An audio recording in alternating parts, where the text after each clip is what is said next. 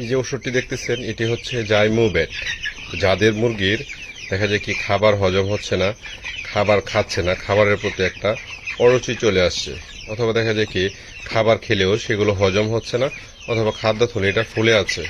তো এই ধরনের সমস্যার ক্ষেত্রে হচ্ছে আমি এই ওষুধটি ব্যবহার করি, সেটি হচ্ছে জাইমোভেট, এবং যেটার দাম হচ্ছে 15 টাকা।